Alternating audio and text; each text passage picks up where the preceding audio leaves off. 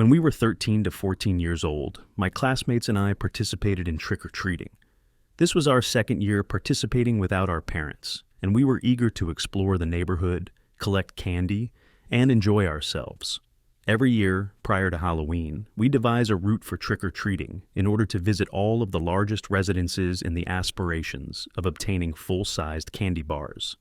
The completion of a complete street of newly constructed luxury residences earlier this year resulted in the relocation of residents. Consequently, we resolved to commence our exploration in that location and subsequently progress to the other communities.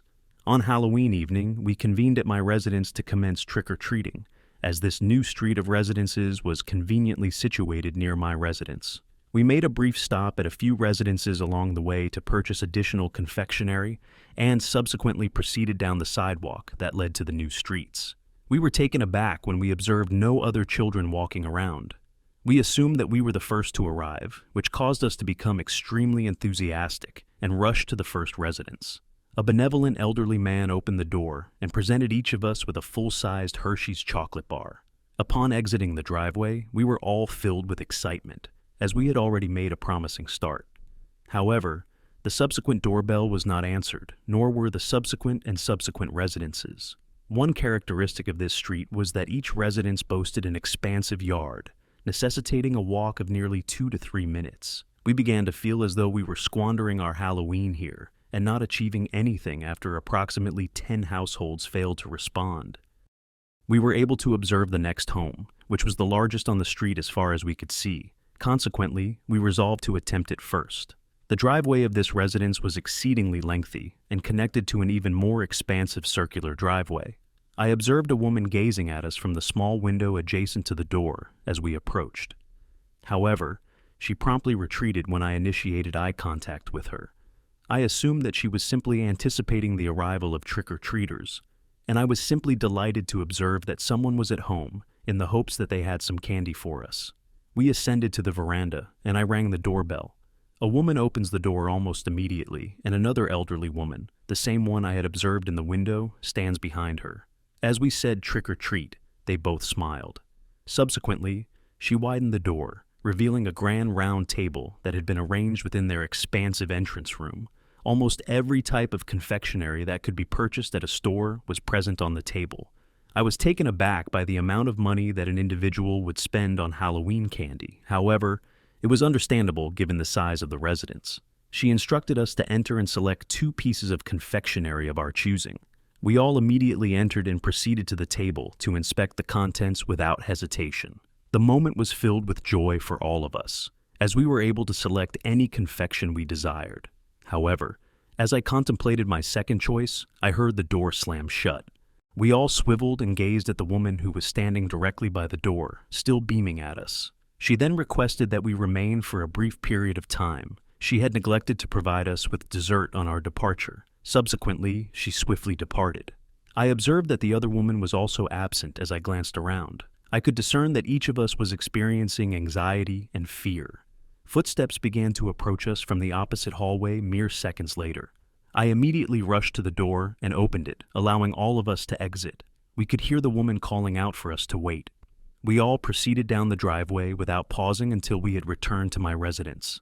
We sat on my driveway, bewildered and horrified by the events that had transpired.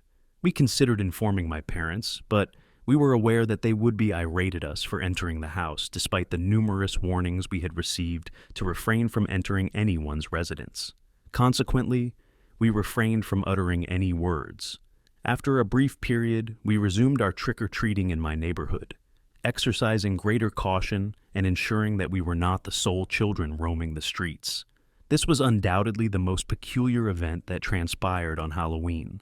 My friends and I continue to discuss the intentions of the women and the potential consequences of remaining at their residence for dessert each Halloween. I rented a modest apartment in a new neighborhood that was closer to my place of employment last year, which marked the first time I had ever lived entirely independently in a house. I relocated to the area in early October. However, it appeared that the majority of my neighbors maintained their privacy, which led me to do the same. However, for the initial few weeks, everything was relatively routine, I observed that only a handful of residences had decorations up at this time, as it was Halloween. While their decorations were not particularly extravagant, they did have a few pumpkins and placards, which was more than any of the other residences. I resolved to erect a diminutive trick-or-treat sign on my front door and acquire a modest quantity of candy to distribute. When I lived in my previous residence, I would purchase 3 or 4 large bags. However, I did not perceive that the residents of this area truly celebrated Halloween, so I concluded that 1 bag would suffice. The afternoon arrived, and I collected a few small groups of children. However, that was about it. I was slightly disappointed, as I had always found Halloween to be pleasurable, even if I was merely the one distributing candy at my residence. In any case, it began to get late around 10 p.m., so I deposited the confectionery bag in my pantry and sat on the couch to watch a spooky film to conclude the evening. I believe I was halfway through the film when I heard the doorbell chime. I rose from my seat and peered through the peephole to determine who was present, feeling somewhat bewildered and irritated. I observed a homemade costumed young lad, possibly between the ages of 10 and 11, standing at the door. It did not appear to be anything in particular. It was merely a black hood and black cloth with red accents. I opened the door and he said, "Trick or treat." I was slightly concerned that he was strolling door to door alone, as it was nearly 11 by this time. I smiled and requested that he wait for a moment while I retrieved some of the confectionery that I had stored. I returned to my pantry, retrieved a substantial quantity, and subsequently returned to the door to deposit them in the boy's pillowcase. Afterward, I examined the area behind him to determine whether his parents or a group of companions were present on the sidewalk. However, I did not observe any individuals. He turned around and began to walk away, but I remained in the doorway for a few seconds to ensure that he was unharmed. However, I was unable to observe anything or anyone, so I closed the door and returned to the settee. Just a few more minutes passed before the doorbell rung once more. This time, I proceeded to the pantry and obtained the confectionery bag before proceeding to the door. Upon opening it, I was taken aback by the fact that the same child was present, albeit without a bag or a pillowcase. I inquired about his well-being, but he declined to respond. I once more glanced behind him, but this time, I observed an individual standing in the driveway of my neighbor who was located across the street. It appeared to be a fully grown male, although his costume was comparable to that of the child. "Is that your dad over there?" I inquired politely. The child hesitated for a moment before responding affirmatively. Subsequently, I inquired as to why he had returned to my residence, to which the boy responded by requesting additional confectionery. I was further perplexed by this situation, because he did not possess his pillowcase. However, I extended my bag of candy for him to retrieve. The boy appeared almost irritated for some reason, and he reluctantly reached in and retrieved a single piece before departing. The entire interaction was somewhat unsettling, so I ensured that my door was secured before returning to the film. By this time, it was quite late, and I resolved to prepare for bed. I arose from the settee and began to approach the stairs. However, I caught a glimpse of a light flashing from outside one of my windows. I cautiously approached the exterior and soon discovered that the motion sensor lights situated near my garage were the source of the issue. I remained in the window for a few minutes as I was beginning to feel quite uneasy. However, no further events transpired, so I closed the blinds and proceeded to my chamber on the upper floor. I lay in bed for approximately 30 minutes, contemplating the boy from earlier and the peculiarity of the situation. However, as I began to drift off to sleep, I heard a gentle ruffling noise followed by loud thumping bangs on my front door. I abruptly arose from my bed and descended to the ground floor, where I proceeded to the front door in silence. 3 additional deafening bangs shook the door prior to my peering through the peephole, causing me to slightly recoil. After a brief period of time, I examined the area. The individual whom the child had identified as his father was the individual I had observed across the street earlier. He was still wearing the eerie black and red costume and a mask, standing mere inches from the door.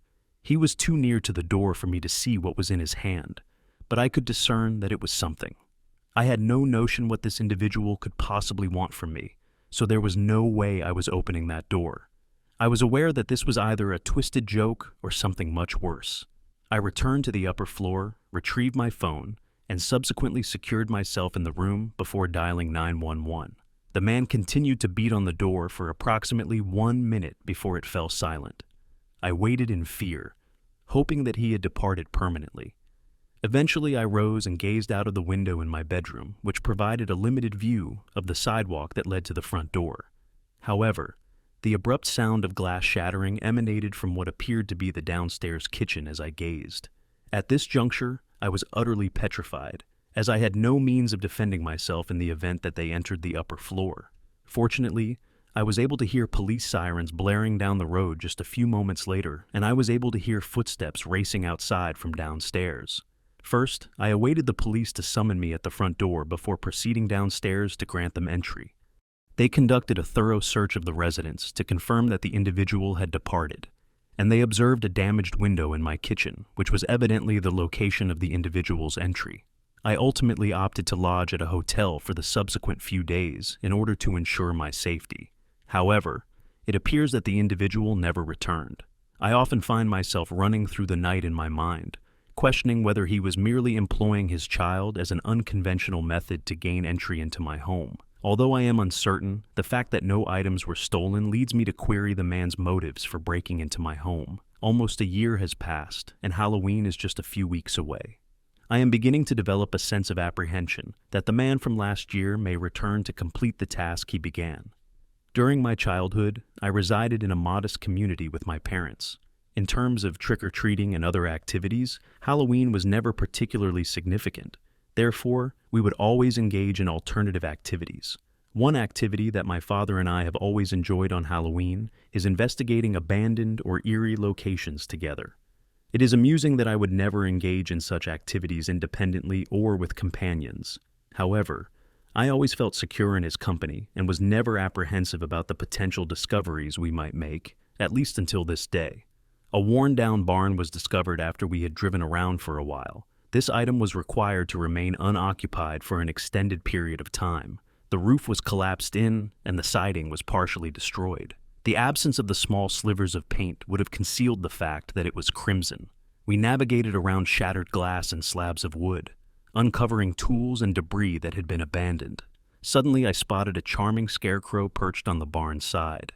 My father led the way as I pointed to it, but the scent intensified as we approached. I heard my father say, "Poor guy," as I gazed downward. A large wild raccoon was inert and lying in close proximity to the scarecrow's feet. "What do you think slayed it?" I inquired. He examined it briefly while I turned my attention back to the figure, but I then became paralyzed. It was directly gazing at me. Previously, I could have believed that it was gazing directly into the distance. However, its eyes had now shifted to me. It was still smiling and seated upright, but only the eyes had changed. "Dad." He did not respond. He directed his gaze toward the raccoon with an even more repulsive expression. Afterward, I observed the object he was contemplating. Typically, there would be a significant mess or other issue when all of the interior components are missing. However, the peculiar aspect of this situation was that it was barely discernible unless one looked closely. I was hesitant to do so, but I once again gazed upward at the effigy. I felt my stomach drop as I realized that it was still gazing at me, but its smile had vanished, and its eyebrows, which had previously been elevated, were now furrowed. I then began to observe the bloodstains that were dispersed throughout its ratty clothing. The sensation of an illness overtook me, and I became extremely dizzy until my father placed his hand on my shoulder. He then began to lead the way out, stating, "Probably just a coyote." His words gave me a sense of relief. However, I was uncertain as to whether I could trust them. I glanced back at the scarecrow as we departed, and it was exactly as we had discovered it, beaming with its eyebrows raised and gazing off into the distance. I refrained from informing my father, as I was uncertain as to whether the events I witnessed were genuine. I did not wish for him to be concerned that I was hallucinating and refrained from accompanying me on more excursions. The scarecrow was absent from the photographs my father showed me when he returned a few days later to sketch the barn with my brother. I remain uncertain as to what I was witnessing or whether it was genuine. Halloween was the ideal occasion for my companion Derek and me to engage in a spooky activity, as we were both thrill seekers. In a few days, Halloween would occur, and we were both 18 years old. Derek recommended that we visit an abandoned restaurant that was situated a mere few miles away. I will concede that it was not one of those ancient, dilapidated locations, at least not from the outside. It was a typical restaurant that closed 3 or 4 years ago, and the property was never purchased.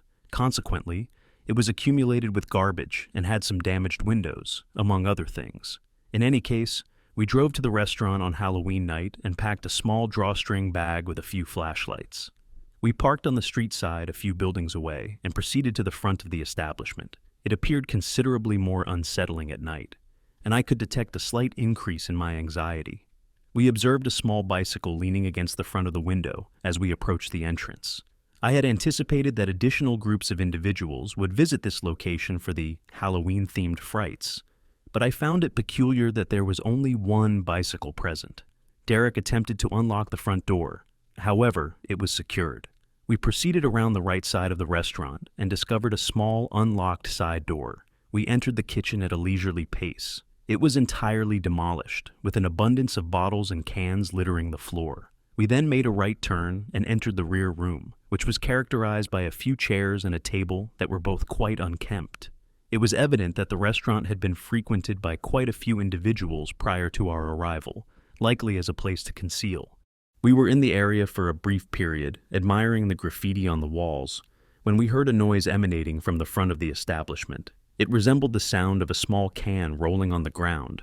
Although we were both slightly spooked, I believe that was the primary reason we had traveled to the location in the first place.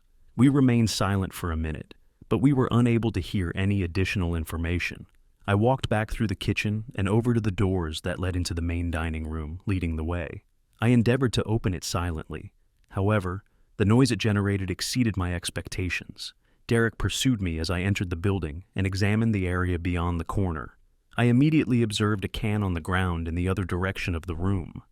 The dining room was configured in an L shape, which resulted in my being able to observe only a portion of the space. The chairs were damaged, and the majority of the tables were forced over. I was taken aback by the appearance of the location, as I had previously believed it to be a typical, unsold, vacant building. In any case, I began to progress down the room and toward the opposite side in order to observe the other side of the dining room.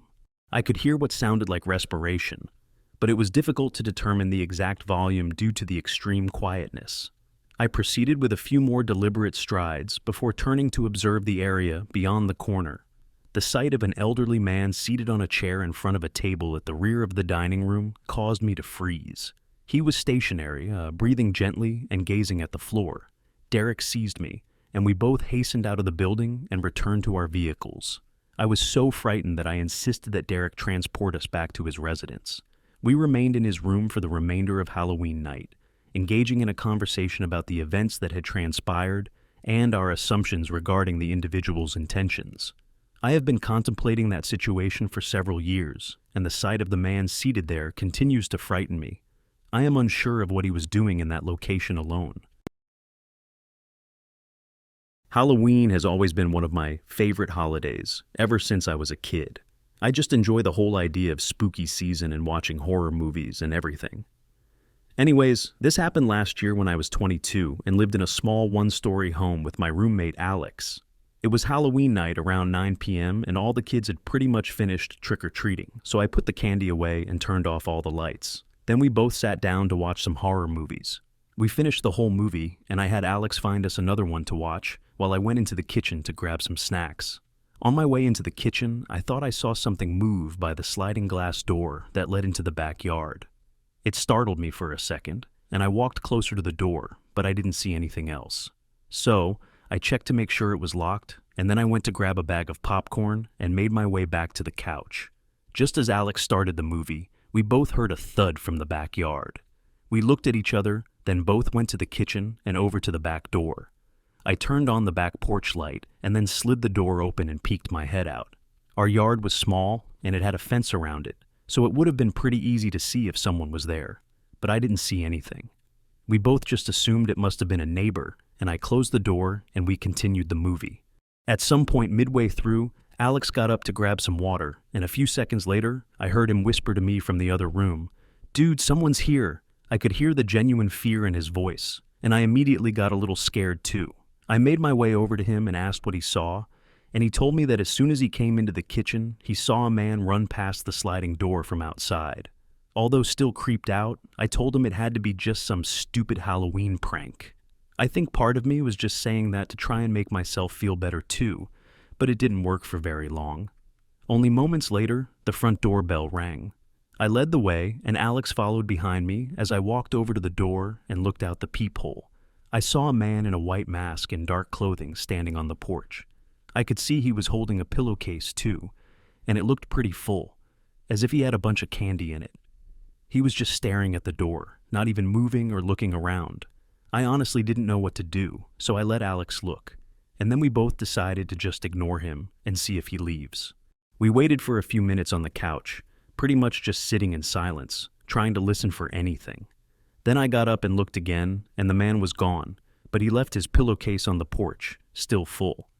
"Let's just call the cops. Something doesn't feel right about this," I agreed with him, and we went over to get my phone from the couch. But as I walked through the hallway, I saw the man standing with his mask against the sliding door in our backyard. I yelled for Alex, and we both ran to my bedroom and locked ourselves in. Alex pulled his phone out and called 911 while I moved a dresser in front of the door, just in case. We were both freaking out, and I didn't want to take any risks. Only moments later, the guy started banging on our window, and I could hear him trying to open it from the outside.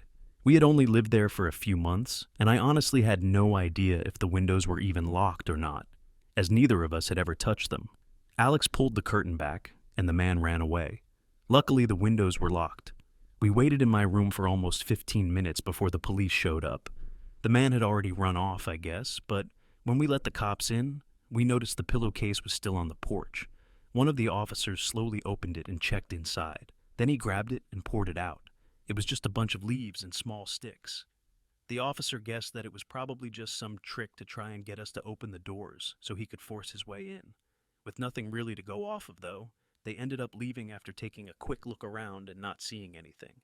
We were still shaken by the incident, but nothing else happened the rest of the night or any day afterwards. We still ended up moving out a few months later, though, as we didn't feel very safe in the house after that incident. Every year, my town has a Halloween fair that opens up during the last week of October. It's basically just a bunch of Halloween-themed attractions, like haunted houses and scary corn mazes.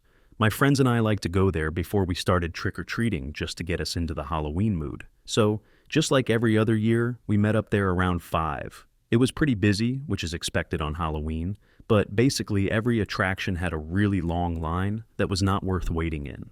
We looked around for a bit, then realized that the only thing with a short line was the corn maze. Something always made me feel weird about being in a corn maze. I think it was the fact that you kind of always feel lost and lose a sense of direction after a while. Anyways, we waited in line for a few minutes, then entered the maze. They had a bunch of creepy scarecrows and other props set up, which definitely made it more enjoyable than a regular corn maze. But after about 10 minutes, it got a little boring, and it felt as though we were just walking in circles. At one point, we crossed paths with some older guy in a scarecrow costume who just kind of walked past us without saying anything. And then a few minutes later, we crossed paths again. I thought it was part of the attraction at first, but I also thought it was weird that he didn't actually try to scare us. Then again, it would also be weird for a grown man to be walking around alone in a corn maze too. Another 10 minutes went by before we finally found our way out. We checked one more time to see how long the other lines were, but ended up just leaving as we didn't want to miss out on trick-or-treating for standing in a line all night. The fair was in the center of my neighborhood, so it made it easy to just cross a couple of streets and then start going house to house for candy. We'd gone to probably 20 houses and had made our way down a whole street before one of my friends in the group stopped us as we were walking down the sidewalk. We looked up and towards where he was looking. Sure enough, the man in the scarecrow costume was standing on the other side of the street from us. He wasn't looking at us, though. He was staring at the house that he was standing next to. We all thought it was pretty weird and knew now that the guy was definitely not working for the fair. We skipped the next few houses to get some distance from the man just in case. Then we continued our trick-or-treating as usual. Only a couple minutes later, we all saw the creepy scarecrow guy on the same side of the road as us and walking towards us. This time, he was only a few houses down from us, and by now we definitely knew that there was something wrong with this guy. We walked quickly down to the next intersection and turned left. From there, we ran as fast as we could to get to the next turn and made a right, hoping that he wouldn't have been able to see where we went. By now, We were all a little freaked out and really had no idea what this guy was trying to do, but it was definitely creepy. One of my friend's houses was just up ahead though, so we figured we could stay there for half an hour to make sure that he was gone, and then we could head back out. I'd say we were inside for 10 minutes before we heard a soft rustling sound coming from outside one of the windows in the room that we were in. We all looked at each other, terrified of what we'd see if we moved the curtain from the window. But then I got up slowly and made my way over, and I peeked behind the curtain. The man was standing just a few feet from the house, staring at the window with something in his hand. It looked like a hammer or a crowbar, but I backed away too quickly to fully comprehend what I saw. My friends knew exactly what the situation was, and we called 911 to report the guy for following us.